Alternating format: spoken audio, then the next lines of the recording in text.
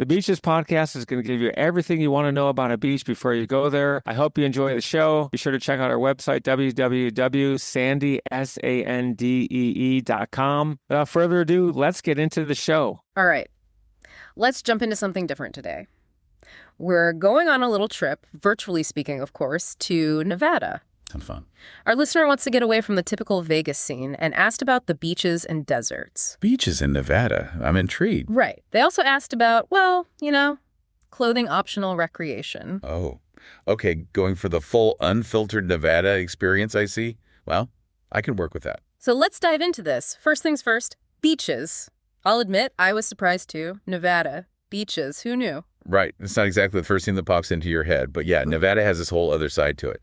Turns out there are tons of lakes and reservoirs perfect for a beach day. Like oases in the desert.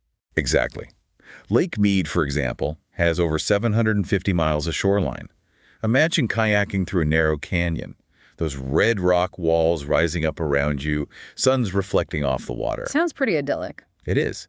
Then you emerge into this hidden cove. Beautiful, clear water, perfect for swimming, maybe a little fishing. It's the kind of place where you can just relax, soak it all in. Sounds like my kind of beach day. Now, what about our listener's question about clothing optional options? Is that actually a thing in Nevada? Yes, that question. So, to be completely upfront, there aren't any officially designated nude beaches in Nevada. Okay, that makes sense. However, there are certain areas where it's more, shall we say, tolerated. I see. A bit of a don't ask, don't tell situation. Well, more like a be discreet, be respectful kind of thing. Always good to be mindful of local regulations and other visitors. Good advice no matter where you are, really.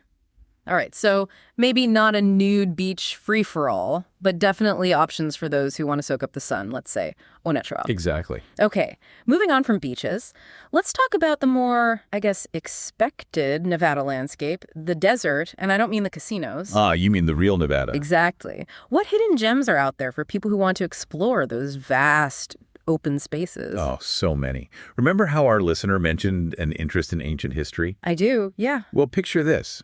You're hiking through the Valley of Fire State Park, surrounded by these incredible Aztec sandstone formations. They're millions of years old.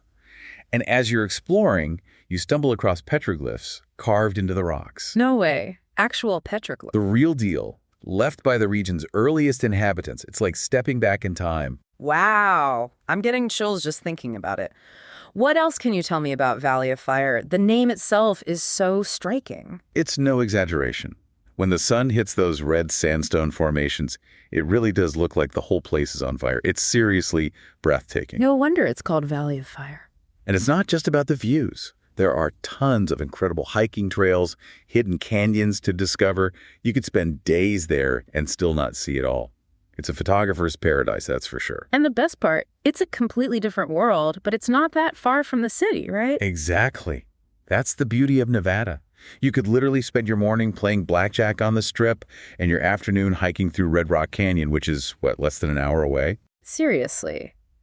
That's wild. Okay, so let me get this straight. I can go from the flashing lights and excitement of a casino to the quiet beauty of a place like Valley of Fire in the space of an afternoon.